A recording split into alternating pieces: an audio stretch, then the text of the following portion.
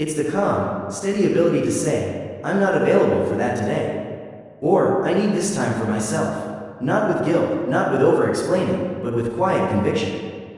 You don't owe anyone a justification for valuing your time. You don't need to apologize for putting your priorities first. Those who respect you will understand, and those who don't, they weren't honoring your space in the first place. Time is not just hours on a clock. It is your attention, your focus, your very life force. And if you want a life that reflects your values, your mission, and your potential, you must stop handing your time to anyone who simply demands it. Instead, give it to what truly matters. Here's a practice. Before agreeing to anything this week, pause. Just pause, and ask yourself 3 simple questions. Is this aligned with the person I'm becoming? Is this request rooted in mutual respect, or simply an expectation? And if I say yes to this, what am I saying no to, and is that trade worth it? You don't owe your time to everyone, but you do owe it to yourself to use it with intention. And in that subtle shift, from guilt to clarity, you reclaim the rhythm of your life. 5. Minimize pointless friction. There's a particular kind of tiredness that doesn't come from effort, but from resistance. It's not the weight of doing too much, it's the strain of fighting too much. Arguing over things that don't matter, explaining yourself to people who don't want to understand, managing situations that shouldn't even be yours to manage. That friction, silent and invisible, is what slowly drains your energy, clouds your clarity, and robs you of peace. The Stoics were masters of stripping away the unnecessary. Epictetus advised, if you wish to improve, be content to appear clueless or stupid in extraneous matters. In other words, let go of what doesn't deserve your attention. Release the urge to defend every opinion. Resist the bait of every provocation. Life already has enough genuine challenges. Why multiply them with needless reaction? Here's the challenge. The modern world rewards noise. It trains you to believe you must have a stance on everything, reply to every message, debate every issue, and keep yourself endlessly available, mentally, emotionally, digitally. Silence is seen as weakness. Disengagement is labeled as not caring. So you get dragged into loops, explaining, defending, debating people who don't want truth, only victory. And what's the real cost? Not just minutes on a clock, but peace in your spirit. That tightness in your chest you can't explain. That fatigue that lingers even after rest. That fog that hangs over your mornings. That isn't random burnout. It's the weight of accumulated friction. Moments that never deserved your energy but stole it anyway. So how do you stop? Start with one liberating truth. Not everything requires your energy. Not every comment needs a reply. Not every misunderstanding deserves correction. Not every battle is yours to fight. And not every disagreement must be resolved. When your sense of self is anchored, you no longer need to defend it constantly.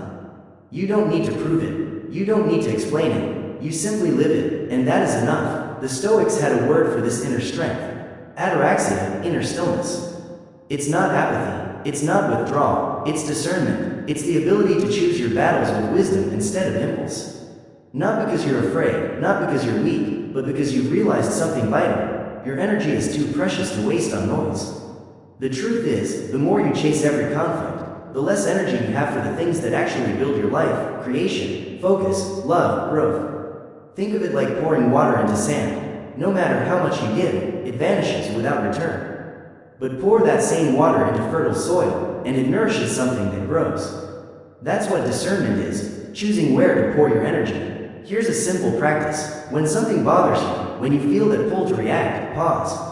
Ask yourself, is this worth it? Will this matter tomorrow? Will this fight build anything, or only drain me? Will my response create resolution, or will it just create more friction? If the answer is no, walk away, and don't see it as retreat, see it as mastery.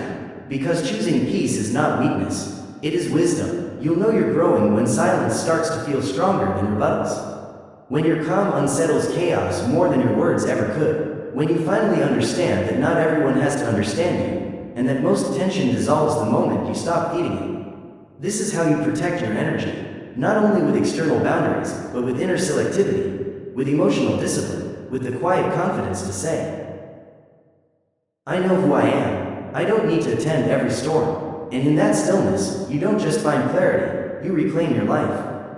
6. Choose high vibration environments. The spaces you enter shape you more than you realize. Environments are never neutral. They either elevate you or they deplete you. They either sharpen your focus or scatter it. They either affirm your growth, or they pull you quietly back into old patterns you thought you had outgrown. One of the most overlooked truths in modern life is this: your energy will always start to mirror the energy of the room you're in. You absorb it without meaning to, like lungs breathing in air. The Stoics didn't use the word vibration, but they understood its essence. They wrote about the company you keep, the conversations you enter, the atmospheres that either nurture virtue or cultivate vice. Marcus Aurelius wrote, "The soul becomes dyed with the color of its thoughts. But it's also dyed by its surroundings." Walk into a room filled with chaos, gossip, and ego. You will feel it, even if you say nothing, even if you believe you're above it. Energy is contagious, and most people catch it without ever noticing. That's why choosing your environment isn't a luxury, it's survival. You could meditate every morning, journal your intentions, eat with discipline.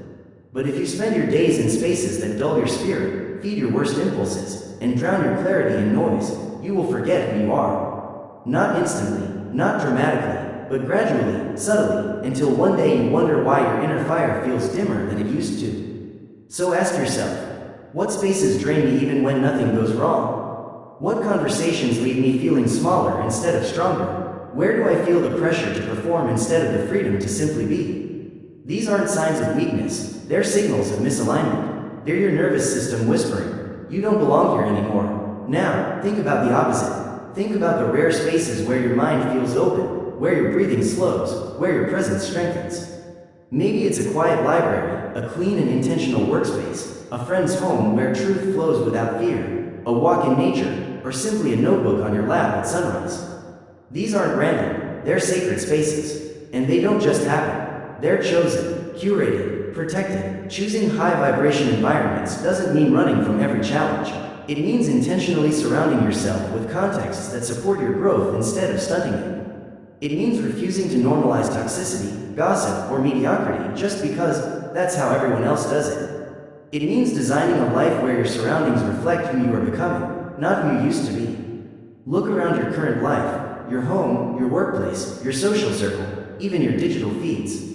Ask yourself, what is this environment teaching me to value? Is it sharpening my discipline or dulling it? Is it cultivating my peace or constantly disturbing it? These aren't aesthetic questions. They are existential ones, because over time, your environment becomes your mirror. Stay too long in the wrong places, and you begin to resemble the very things you once wanted to escape. But choose wisely, and your environment will lift you, protect you, and carry you toward the person you're meant to become.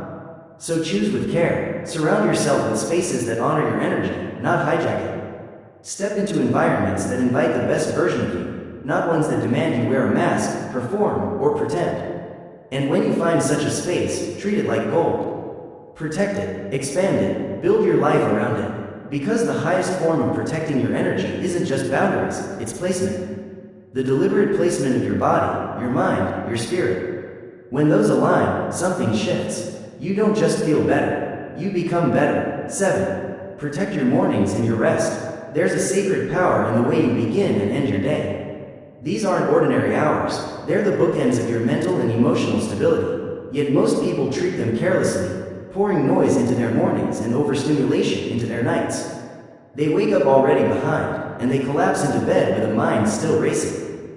And then they wonder why they're always tired, not just in their muscles, but in the marrow of their being. The Stoics understood rhythm. They knew the power of beginnings and endings.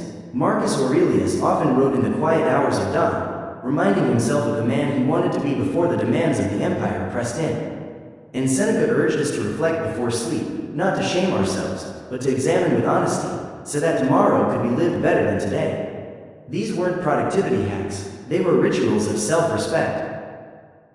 If you truly want to protect your energy, start by protecting your mornings. Don't give them away too quickly.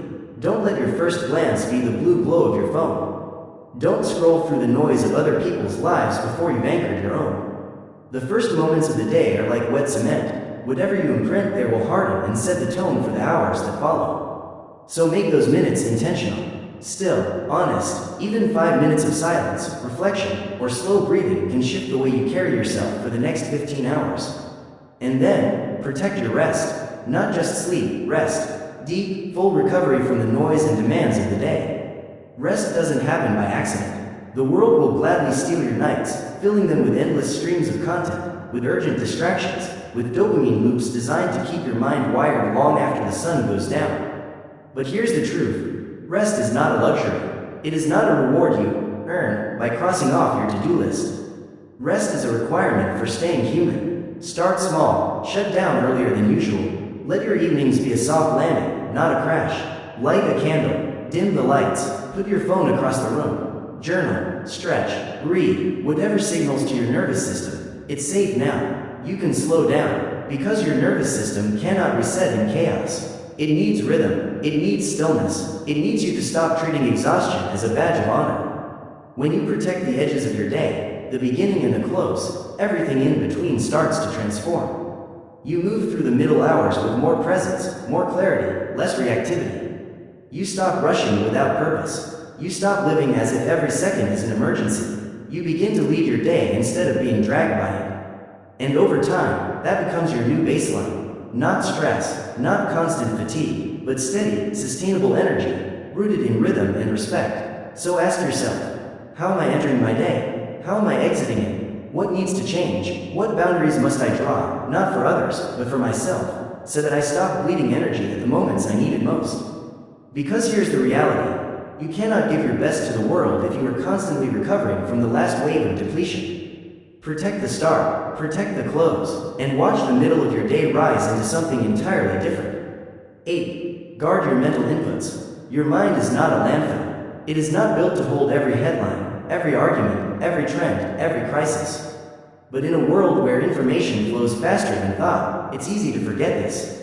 We scroll endlessly, consume unconsciously, and absorb more than our soul can process.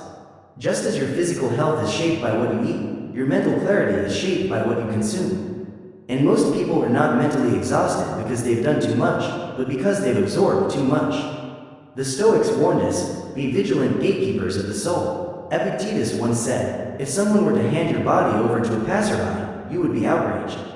Yet you hand over your mind to anyone who wanders by. In today's language, that looks like this. Handing your attention to every notification, every viral video, every opinion you didn't ask for. Imagine if strangers walked into your home and dumped garbage across your floor. You'd never tolerate it. And yet, many of us let it happen daily inside our minds. So why would you allow others to pour noise into your consciousness? The tricky thing about mental input is how subtle it is. It doesn't arrive at your door screaming. It sneaks in quietly, through the shows we call entertainment, through the endless cycle of just staying informed, through a harmless little scroll before bed. One headline here, one heated conversation there, a dramatic story you didn't even need to know, and before you realize it, your inner world is buzzing with other people's fears, opinions, and judgments. You start to notice yourself thinking thoughts that aren't even yours, worrying about problems that don't belong to you, getting pulled off course, not because you're weak, but because you forgot to guard the gate. And this is where the Stoic wisdom cuts straight to the heart. Protecting your energy isn't just about who you allow into your physical space, it's about what you allow into your mental space. If you want to preserve your energy, you must take responsibility for your mental diet. Not with paranoia, not with fear, but with discernment. Ask yourself daily, what am I feeding my mind? Is this content clarifying me or cluttering me? Am I choosing this input or is it choosing me? These aren't lofty, abstract questions. They are practical tools, shields you can hold against a world addicted to distraction.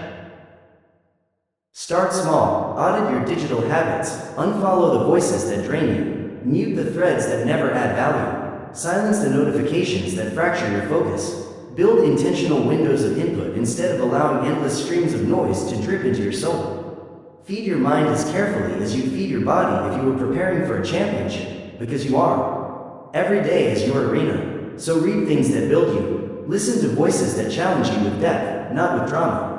Refuse to carry the weight of a world obsessed with reaction and outrage. You don't need to know everything. You don't need to comment on everything. You don't need to play host to the emotional debris of strangers. What you do need is space. Space to think, space to feel, space to remember who you are beneath the noise. This is the essence of protecting your mental inputs, not escaping reality, but curating your reality. Not disconnecting from the world, but reconnecting with yourself. Because clarity isn't found in more. It's found in less noise, less clutter, less unconscious consumption, and in that simplicity, something sacred returns. The ability to respond instead of react, to lead your thoughts instead of being led by them. This is how you guard your energy in a world that profits from your distraction. 9. Rest is productive. We live in a culture that worships the grind. Hustle is praised. Exhaustion is romanticized. Burnout is worn like a medal of honor, a sign that you're finally doing enough. But here's a truth many people don't discover until it's too late. The absence of rest isn't ambition. It's sabotage. When you run on empty, you don't just lose energy. You lose clarity. You lose creativity. You lose emotional balance and even your long-term health. And there's nothing noble about that. The Stoics knew this, even in their time without email, deadlines, or endless to-do lists.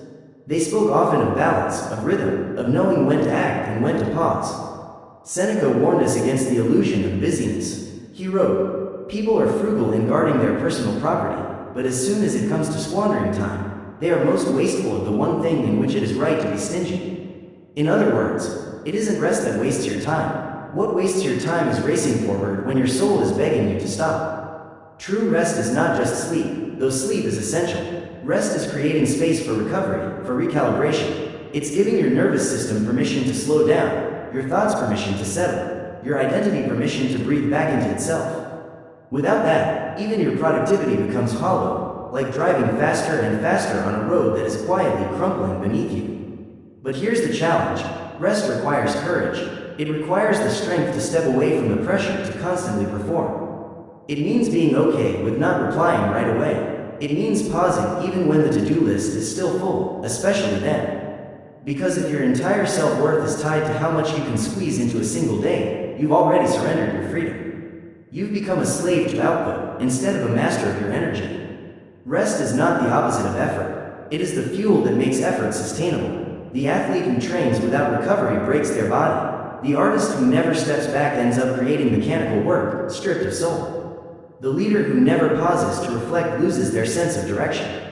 And the ordinary person who never rests, they become a shell, always doing, never truly being. So how do you reclaim rest in a world that resists it? First, reframe it. Stop seeing it as absence. Start seeing it as presence, as time in which you are fully with yourself, not merely avoiding tasks. Rest isn't wasted, it's invested. Second, schedule it. Don't treat rest as something you earn at the end of exhaustion. Treat it as something you require, the same way your body requires food and water. Build deliberate pockets of stillness into your week. Take an evening walk with no phone, no agenda, just space. Create a morning ritual without distractions. Choose a night where you say no to yet another obligation, and yes to your own replenishment. Third, stop apologizing for it. You don't owe the world your constant accessibility. You don't need to justify your silence, your sleep, your solitude. You only need to remember this. When you choose rest, you are not falling behind. You are protecting the very thing that will carry you forward tomorrow. Rest isn't laziness, it isn't indulgence, it's discipline, it's wisdom, it's the understanding that your energy is finite. If you don't steward it carefully, the world will consume it without ever pausing to ask if you're okay. So ask yourself tonight, not only what did I accomplish today, but also how did I rest? What space did I give myself to breathe? What noise did I release? What stillness did I allow? Because sometimes, the most productive thing you can do for your goals tomorrow is to rest deeply tonight. 10. Energy management is life management. Everything in your life, your habits, your relationships, your decisions, is filtered through the state of your energy. Not just how much of it you have, but how well you manage it. Think about it. People don't rise to the level of their goals. They rise or fall to the quality of their energy. You could have the perfect plan, the clearest vision, the strongest intentions. But if your energy is scattered, drained, or unfocused, none of it translates into action. This isn't motivational fluff, it's physics. Energy directs movement. The way your energy flows determines what advances and what stays stuck. The Stoics didn't speak in terms of productivity hacks or time blocking, but they understood energy stewardship. They believed in conserving attention for what matters. They simplified life to eliminate the unnecessary. They aligned thought with action so that energy wasn't wasted in internal conflict. Marcus Aurelius captured it perfectly. You have power over your mind, not outside events. Realize this, and you will find strength. That is the core of energy management. Shifting your attention inward, focusing on what you can control, and releasing everything that siphons your strength. And yet, in the modern world, we manage everything but our energy. We manage our calendars, our emails, our deadlines, but rarely do we manage the fuel that drives it all. We live in constant response mode, putting out fires, running on caffeine and anxiety, collapsing into bed out of exhaustion instead of entering rest with calm. This is not mastery, this is survival. To truly manage your energy is to take ownership of how you live. It's noticing the leaks, the conversations that always leave you drained, the habits that cloud your clarity, the obligations that keep you busy but not fulfilled. And it's recognizing what fuels you, the people who inspire you, the routines that ground you, the environments where your breath comes easier. Energy management isn't just about avoiding the negative, it's about curating the positive. It's about designing your day so your most important work gets your highest energy, not your scraps. This means protecting your mornings, protecting your focus, guarding your diet, moving your body, choosing silence, because none of these are separate, they are tributaries flowing into the same river. Ignore them, and your days feel chaotic. Align them, and your life begins to flow. Consider this. How many poor decisions in your life were made simply because you were tired, overstimulated, or emotionally depleted? How many arguments, missed opportunities, broken priorities, and fractured relationships came not from lack of intelligence, but from mismanaged energy? When you recognize the pattern, it becomes clear. Energy isn't just part of life. Energy is life. It is the current running through every thought, every word, every choice. So treat it with the seriousness it deserves. Build your lifestyle around it. Let your calendar reflect your values, not just your obligations. Let your rest be sacred, not negotiable. Let your environment be intentional, not accidental. Let your work align with your natural rhythm, not some artificial clock. Let your digital diet serve your mind, not enslave it. Because when your energy is steady, aligned, and high, everything changes. You think clearer, you act wiser, you respond instead of react. You attract better people, you hold stronger boundaries, you move with a calm, unshakable momentum. This is the essence of mastery. Energy management is life management. And once you grasp that, you stop living like a victim of your circumstances, and start living as the architect of your existence. This is the kind of life the Stoics modeled, not one built on force, but on alignment. They knew energy isn't infinite, but they also knew it can be renewed, if you learn to protect it. And here's the beauty. When you master your energy, you don't just get more done. You live more deeply, you feel more fully, you move with greater purpose. Protecting your energy isn't only about saying no to others. It's about saying yes, to yourself, to clarity, to peace, to the version of you that no longer runs on fumes, just to keep pace with a noisy world. The Stoics never promised us control over the outside world, but they gave us something better, the reminder that we can control our inner world. And that control begins with energy, where it flows, and what it fuels. Because wherever your energy flows, your life grows. So don't wait for burnout to remind you of what matters. Don't wait until fatigue becomes your normal state. Begin now, with one quiet refusal, one clear boundary, one conscious pause, and you'll feel it, subtle but unmistakable. Your presence returns. Your inner fire rebuilds. You stop surviving your days and start shaping them. If this message spoke to you, if it reminded you to reclaim your power, not with force but with focus, share it. Share it with someone who's tired, someone who gives too much, someone who has forgotten how strong they are when they slow down enough to protect what fuels them. And if these words gave you value, consider subscribing, because each episode is meant to be a quiet reminder of what the world doesn't often tell you, that peace, strength, and clarity aren't things you stumble upon. They are things you build, one thought at a time, one breath at a time, one choice at a time. Remember, your energy is sacred. Treat it that way. Sometimes, the strongest act you'll ever perform is simply to walk away. Not in anger, not in weakness, but in clarity, because true strength isn't always loud. It doesn't always roar. Often, it's quiet, steady, rooted in self-respect. You don't have to argue. You don't have to justify. You don't have to beg for understanding. When something no longer serves your growth, your peace, your values, the most powerful thing you can do is to release it. But we've been trained differently, haven't we? We're taught to endure, to fix, to prove our worth by holding on long after we should have let go. Whether in relationships that drain us, jobs that numb us, or routines that shrink us. And then, we dress it up. We call it loyalty. We call it resilience. But the Stoics would call it what it truly is: misalignment. Seneca warned us plainly. It is not that we have a short time to live, but that we waste a lot of it. And so often, what we waste most is time spent clinging to what we've already outgrown. So understand this clearly. This episode is not about quitting life. It's about choosing it, fully, consciously. It's about recognizing when it's time to leave behind the spaces, the people, the patterns that no longer reflect who you are becoming. Because walking away isn't weakness, it's wisdom, and when you honor what no longer belongs, you create space for what does. Let's begin this truth together. 1. Walking away is strength, not failure. There's a moment, quiet, invisible, when a person decides they will no longer betray themselves.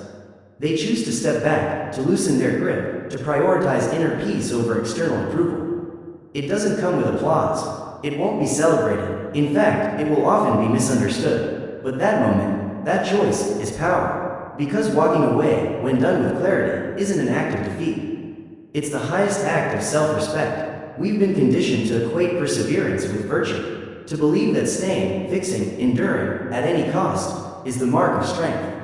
But strength without direction is nothing more than self-destruction in slow motion. There is nothing noble about sacrificing your soul just to prove your loyalty to something that is already breaking you. The Stoics saw this clearly. Epictetus reminded us, some things are up to us, and some are not. And when something is no longer within your control, when your presence is no longer healing, when your effort is no longer respected, it's no longer yours to carry. The wise path is to release it, not in bitterness, but in wisdom. Not in anger, but in clarity. Because clinging to what's fading only delays your growth. It's not failure to walk away from a place that can no longer hold the person you are becoming. It's not weakness to say, this version of me doesn't belong here anymore. That is not defeat, that is evolution. And the truth is this, many of the most powerful shifts in your life will begin with a single, quiet decision to leave. To not send that one more message. To not justify your absence. To not beg to be understood. Of course, walking away isn't easy, especially when you've invested time, emotion, identity. Your mind will resist, your ego will panic, your heart will ache, but still, there will come a moment when you know, it's time. But the soul always knows. Long before the mind reasons it out, long before the words catch up, you feel it. You feel it in your gut, in the knot of tension that never leaves, in the way your energy keeps leaking no matter how much you rest. In the quiet, persistent whisper that says, you're not supposed to keep hurting just to look consistent. Strength is not measured by how long you can grip the rope. It's measured by your ability to release what no longer aligns, without needing anyone's permission, without waiting for applause. Yes, people may not understand. They may call you cold, dramatic, selfish, but pause and ask, what is truly selfish? Is it selfish to honor your peace? Or is it selfish to expect someone to abandon their peace just so others can remain comfortable? To demand that someone shrink, silence themselves, and keep bleeding just so appearances are maintained? Walking away is not avoidance. It's alignment. It's not about running from difficulty. It's about running toward authenticity. It's about reclaiming your sacred right to protect your energy, your values, your direction. It's about refusing to stay in spaces that demand your silence more than they honor your truth. So if you find yourself in a situation that no longer serves your highest self, if you've been wrestling with the question of whether leaving means failure, remember this. Staying in the wrong place is the real failure. Choosing yourself, even when it feels uncomfortable, even when it costs you approval, is the beginning of a deeper strength. A quieter strength, a strength that doesn't need to shout to be real. 2. Don't stay where you shrink. There's a subtle kind of damage that unfolds when you remain in places that no longer fit you. It doesn't always look like pain. Sometimes it looks like silence, like the soft muting of your own voice, not out of serenity, but out of fear. Sometimes it feels like your idea is becoming smaller, your confidence growing thinner, your presence dimming just enough so you don't take up too much space. And it doesn't always announce itself loudly. It hides behind habits. You start second-guessing yourself. You say, I'm sorry, more than you used to. You tolerate things you once would have rejected. And little by little, almost without noticing, you begin disappearing from your own life. We rarely talk about this shrinking, this quiet erosion of the spirit. The way we silence our needs just to avoid conflict. The way we play small because the room we're in cannot handle our full presence. The way we stay in friendships, careers, or dynamics where our growth feels like a threat to those who haven't grown themselves. And we tell ourselves comforting stories. I'm being kind. I'm compromising. I'm keeping the peace. But let's be honest, the Stoics would not call it kindness. They would call it what it truly is, a slow erosion of the soul. A misalignment that corrodes from the inside. Marcus Aurelius once wrote, "Waste no more time arguing about what a good man should be." B1. Applied to today, that sounds like this. Stop debating whether you should stay in places where you are not growing. Stop rationalizing. Just leave. Just become. Just move forward. You were never created to fit into environments that demand your self-abandonment. You were never meant to edit your essence just to suit people who fear your evolution. So when you feel yourself shrinking, take it as your cue, not to push harder, not to endure longer, but to look deeper. Ask yourself, why am I still here? Who am I becoming by staying? Because here is the truth. There is nothing noble about remaining in spaces that stunt your potential. In fact, the longer you stay, the more distorted your identity becomes. Your instincts dull, your inner compass wavers, and worst of all, you start calling that distortion normal. But listen, your soul was never designed for containment. It was designed for movement, for expansion, for evolution. You don't owe anyone a smaller version of yourself. You don't need to disappear to feel safe. You are allowed, fully allowed, to walk away from what no longer reflects your worth, even if once upon a time you begged to belong there. This doesn't mean you abandon every space at the first sign of discomfort. Growth, by nature, is uncomfortable. Resistance, by nature, is part of the process. But there is a vital difference between challenge and diminishment, between being stretched into a better version of yourself and being pressed into a smaller version. And only you can discern that line. So ask yourself today, where in my life am I shrinking? Where am I silencing myself just to keep the peace? Where am I staying small so I don't outgrow what I've already outlived? Because here's the unshakable truth. Your soul was not meant to be hidden under layers of compromise.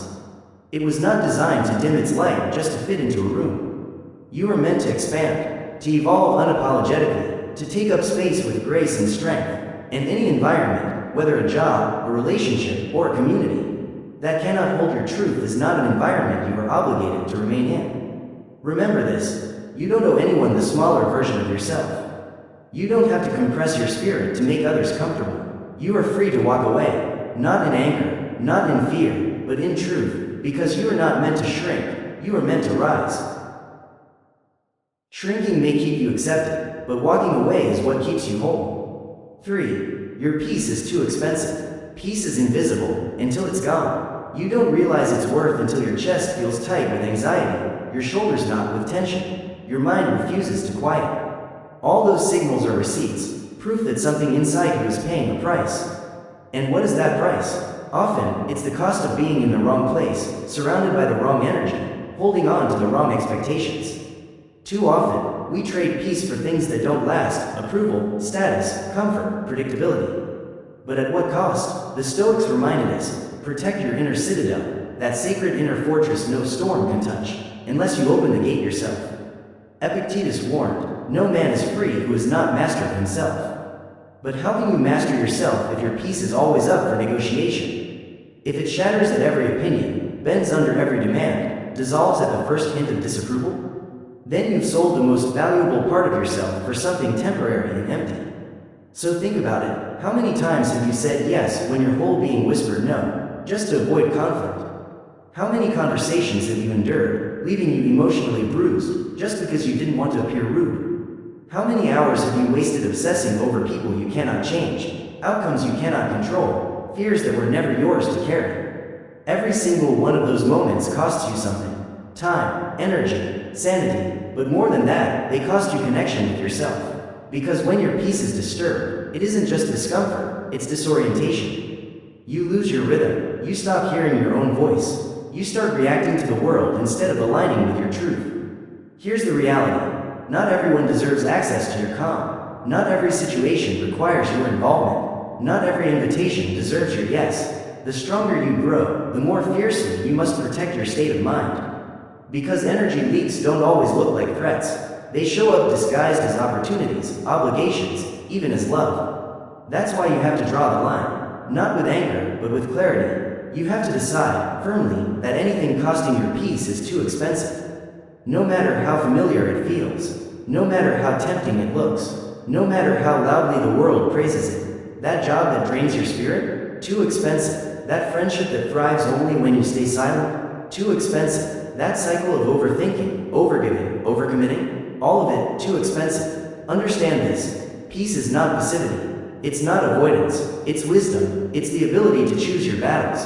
It's the recognition that your nervous system is not a battlefield for chaos to run wild. Peace means you can be kind without being endlessly available. You can be generous without being depleted. You can care deeply without carrying what was never yours to hold. So protect it. Guard your mornings as if they are sacred, because they are. Limit your exposure to chaos, online and offline. Create rituals that center you. Say no without apology. End conversations that turn manipulative. Rest without needing to earn it. And most of all, stop believing the lie that your peace must be sacrificed to keep others comfortable.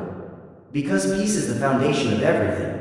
Every wise decision, every honest relationship, every meaningful step forward. When you reclaim it, life sharpens into focus. And anything that tries to steal it, that's your sign. It doesn't belong in your future. 4. Not everything deserves your presence. There's a sacred strength in not showing up, in choosing silence instead of noise, absence instead of performance, stillness instead of reaction, not because you're afraid, but because you finally learned that your presence is not free. It is not owed, it is not unlimited, it is earned. Not everything, and not everyone, is worthy of access to the energy you fought so hard to protect. The world will tell you that saying yes is noble, that being everywhere is power. But what if the real power lies in restraint? What if strength is found in the ability to withhold, to preserve, to remain selective about where you plant yourself? Every time you rush to defend yourself against someone who has already judged you, you lose a piece of yourself. Every time you overextend, overexplain, or overcompensate just to avoid disappointing others, you chip away at your own center. Every time you walk into a room that drains you, just to keep up appearances, you are signing a silent contract that betrays your. And the cost? Subtle, invisible, but devastating. Your time, your clarity, your ability to hear your own intuition. The Stoics knew this well. They didn't chase every argument. They didn't scatter their presence across every distraction. They chose their arenas with care, preserving their strength for what truly mattered. The Stoics understood something most of us forget. Not every space deserves your presence. They didn't scatter their attention carelessly. They didn't argue with fools or chase every provocation. They didn't enter every room they were invited into, because for them, presence wasn't just physical, it was spiritual, emotional, intentional. Seneca once warned, you must consider whether what you're sacrificing is worth what you're receiving. Look at your own life through that lens. The question becomes sharp and unavoidable. Does this moment deserve my presence? Or is it asking me to become smaller than I truly am? Too often, we confuse presence with endurance. We think staying is a sign of strength. We call it being the bigger person. We convince ourselves that tolerance, no matter the cost, equals virtue. But here's the truth. If a situation consistently leaves you diminished, disoriented, or disconnected, then your presence there is not strength. It's disconnection from yourself, and no title, no role, no relationship is worth that kind of trade. Start thinking of your presence as currency. Wherever you spend it, something grows. What you nurture with it begins to shape who you become. So ask yourself honestly, what am I building just by being here? Is it alignment, or is it an illusion I've convinced myself I need to maintain? Because not everything that calls for your attention deserves it. Not every fire is yours to put out. Not every invitation is meant to be accepted. This doesn't mean withdrawing from life. It means participating in it with discernment. It means realizing that you are not obligated to fix what others refuse to face. You are not responsible for rescuing those addicted to their own chaos. And you are not cruel for walking away from dynamics that leave you depleted. You are simply awake, aware that your presence is sacred, and wherever you place it, you are planting your future. So the next time you feel the familiar pull to engage in a pointless debate, to stay in an environment that drains you, to answer that message that spikes your anxiety, pause. Breathe, ask yourself, am I walking into this out of alignment, or out of habit? Am I showing up because I truly want to, or because I'm afraid of what happens if I don't? And if the answer costs you your dignity, your peace, your authenticity, walk away. You don't need to explain. You don't need to make them understand. You don't even need to be seen. You just need to be whole. And wholeness often begins the very moment you reclaim your right to be absent. Not as escape, not as avoidance, but as an act of radical self-respect. 5. Move on without resentment. There's a kind of liberation you cannot feel until you let go completely. Not just of the person, not just of the place, but of the bitterness you've carried like armor. Because you can walk away physically and still remain trapped emotionally. You can leave the job, end the friendship, walk out of the relationship, and still replay the story every night like a wound that refuses to close. That's not healing, that's bondage. The Stoics remind us, true freedom is not walking away with a grudge. It's walking away with peace. Because resentment is heavy, it drags behind you like chains, turning every step forward into resistance. You feel it in the tightness of your jaw, the heaviness in your chest, the interruptions of thought even when nothing outside is happening. Resentment deceives you. It whispers, you moved on. But really, you're still orbiting the same pain, just from a greater distance. And here's what makes resentment seductive. It feels justified. It offers you a story to grip. It tells you, you were wrong. You were mistreated. You deserve to be angry. And maybe that's true, but the Stoics would ask, at what cost? Because if the injustice continues to live inside you, then it's still controlling you. Epictetus said, you may fetter my leg, but not even Zeus has the power to break my freedom of choice. In other words, others may wound you once, but you choose whether they wound you 1,000 more times in memory. You don't need to hold on to anger to protect your worth. You don't need to hate someone to prove they failed you. You can forgive, not because they deserve forgiveness, but because you deserve freedom. Because your peace matters more than a story of your pain. And remember, forgiveness is not the same as reconciliation. You don't have to restore contact. You don't have to invite them back in. Forgiveness is simply the quiet act of choosing your future over your past. It's the clarity to say, I release this. I will not carry what weighs me down anymore. I refuse to let this define the next chapter of my life. That decision, clear, firm, steady, is not made once, but again and again. Especially in the moments when old memories resurface, when the urge to reopen wounds feels irresistible. To move on without resentment is not about forgetting the pain or pretending it never happened. It's about reclaiming your power, not by confronting them one more time, but by refusing to let their absence keep echoing in your mind. It means refusing to let people who are no longer in your life continue shaping your thoughts, coloring your moods, or hijacking your reactions. It means honoring what you've been through, acknowledging the wound, without making it your personality. Because sometimes, closure doesn't come from the other side. Sometimes, there will be no apology, no explanation, no understanding, and that has to be okay. Closure, in its deepest form, is a gift you give yourself. It's choosing presence over the past, peace over proof, healing over justice, because justice may never arrive in the way you imagine, but healing is always available. So ask yourself honestly, what weight am I still carrying that no longer belongs to me? What part of me is still fighting a battle that already ended? If the only connection you have left with someone is resentment, then that isn't a relationship anymore, it's a prison. And the key to that prison has been in your hands the entire time. So walk away, not with a clenched fist, but with an open heart, not with vengeance, but with vision. Let them go, let it go, not because it didn't matter, but because you matter. Because your future deserves a heart that isn't weighed down with fragments of the past. 6. Stay aligned, not attached. There is a subtle but powerful shift that happens when you stop clinging to outcomes and start living from alignment. Attachment is gripping, desperate, anxious. It's the belief that things must unfold exactly according to your plan, that people must behave according to your script, that life must bend to your expectations. But alignment? Alignment is calm. It is steady. It is rooted. It's about living in integrity with your values, regardless of whether the world cooperates.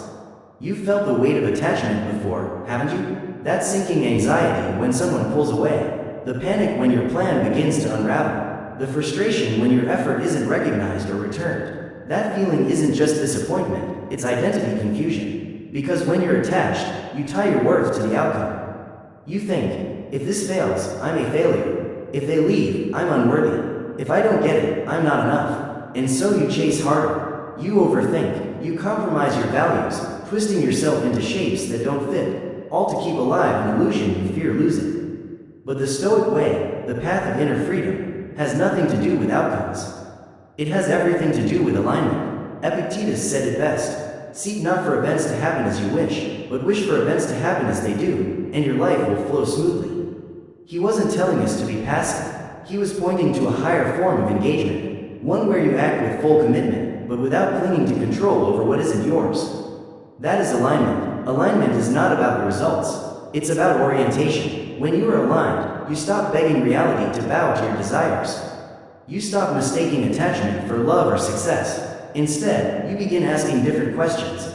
Am I being honest with myself? Does this reflect the person I am becoming? Is this choice in integrity with my values? That internal compass is stronger than any external validation. Because results shift, people change, plans fall apart, but if you remain aligned with your truth, you never truly lose. Think of alignment like tuning a musical instrument. You cannot control the noise around you, but you can keep your notes steady, your tone clear, your harmony intact. That is your power, to show up fully, to speak honestly, to act intentionally, and then, to let go of the rest. So let go of needing them to understand. Let go of needing it to be perfect. Let go of needing the world to validate what you already know inside. You can love someone deeply and still walk away if the relationship no longer honors your truth. You can quit the job, not because it's difficult, but because it's misaligned. You can release the plan you once clung to, not because you've given up, but because it no longer reflects your vision. That's not quitting, that's evolving. And evolution always requires detachment. Not detachment from caring, but detachment from controlling. From twisting yourself to fit what no longer fits you. From silencing your needs to preserve a false peace.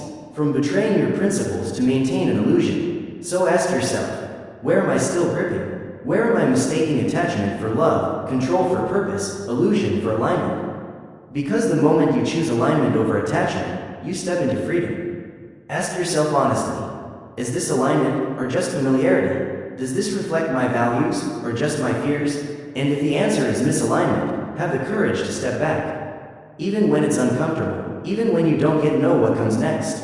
Because yes, what lies ahead may be unknown, but that's where freedom begins. Let alignment be your compass, not attachment. Because when you stay aligned, something powerful shifts. You stop chasing, and you start becoming. 7. You owe yourself protection. There comes a moment in life, quiet, piercing, undeniable, when you finally realize, no one is coming to save you. Not in the way you once imagined as a child, believing love meant someone would always understand you without words. Not in the way you may have hoped, that others would carry your pain or pause the world so you could heal. The truth is sobering. The world does not revolve around your wounds, and it will not stop for your healing. But within that realization is not just sorrow, it is also incredible power. Because if no one else is responsible for your peace, then you finally understand it is yours to protect. And this protection isn't harsh. It isn't defensive. It isn't about building walls so high that nothing can reach you. Real protection is discerning. It's knowing the difference between openness and self-sacrifice, between forgiveness and self-abandonment, between patience and tolerating what slowly destroys you owe yourself the kind of safety you keep searching for in others. Because if you don't protect your space, your energy, your dignity, the world will gladly take them from you and simply call it life. The Stoics understood this well. They believed that while we cannot control the actions of others, we have full authority over what we permit into our lives. Marcus Aurelius reminded himself, the soul becomes dyed with the color of its thoughts. And we might add, the soul also becomes stained by the company it keeps. So ask yourself, who gets access to my mind? Who lingers in my thoughts long after they've left the room? Who have I handed the keys of my emotional state to, without ever asking if they earned that trust? Sometimes, the bravest act of self-protection is simply to say, no more. No more justifying your needs. No more shrinking so others can feel tall. No more betraying your intuition just to avoid temporary discomfort. Because peace is not found in endlessly pleasing others. It is found in protecting the parts of you that still believe in who you are becoming. To protect yourself means being willing to disappoint people, to be misunderstood, to be called selfish. But what's more selfish than asking someone to live a life of constant self-neglect just to keep everyone else comfortable? You weren't made to carry the crushing weight of everyone else's expectations. You were made to honor your own path, to guard your own fire, to keep it from being smothered in the name of harmony. So hear this clearly. This isn't about building a fortress. It's about building a foundation, a life where your time is honored, where your values are reflected, where your energy is respected, a life where you stop begging to be chosen, and start quietly, consistently, courageously choosing yourself. And yes, there will be days when you doubt, when old voices return, whispering, you're too sensitive, too much, too distant. But remember, those voices don't know the price of your survival. They don't understand the strength it took for you to learn that protection isn't isolation. It's liberation. It's choosing carefully who and what gets to shape your world. So protect your mornings, protect your rest, protect your attention, protect your joy, protect your vision, protect your boundaries, even when they make others uncomfortable. And above all, protect your self-respect, because no one else will do it for you. And nothing, no dream, no love, no opportunity, is worth losing that. 8. Say goodbye to preserve your essence. There comes a moment in every life when goodbye is no longer just a reaction. It becomes a decision, not because you've stopped caring, not because you're numb, but because you finally recognize the cost. You feel the toll of holding together something that was already unraveling. And then you see clearly, sometimes the most faithful act of self-love, the most courageous act of truth, is to say goodbye. Because not everything broken is meant to be fixed. Not every bond is meant to last a lifetime. Some connections are here only long enough to teach you what never to forget about yourself again. It takes strength to stay, yes, but it takes even greater strength to leave, with grace. Not in anger, not in ego, but in clarity. There's a kind of clarity that only arrives after too many sleepless nights and too many unanswered questions. It doesn't come with fireworks or loud announcements. It comes softly, quietly, almost like a whisper to your soul. This is not who I am anymore. You walk away, not to punish, but to protect. Not to escape, but to return to yourself. And here's what most people won't tell you. Letting go doesn't always bring closure. It doesn't always end with understanding or tidy goodbyes. Sometimes it's messy, sometimes it aches, sometimes it feels like failure. But it isn't failure, it's choosing to honor your essence over your history. It's realizing that the person you are becoming deserves more room than the pain you're leaving behind. The Stoics understood this deeply. They didn't cling, they accepted impermanence. They believed in detaching from what isn't yours to control. Seneca said, "It is not that we have a short time to live, but that we waste much of it." And one of the greatest ways we waste life is by staying emotionally tied to what strips us of clarity, joy, and power. So hear me. You are not weak for walking away.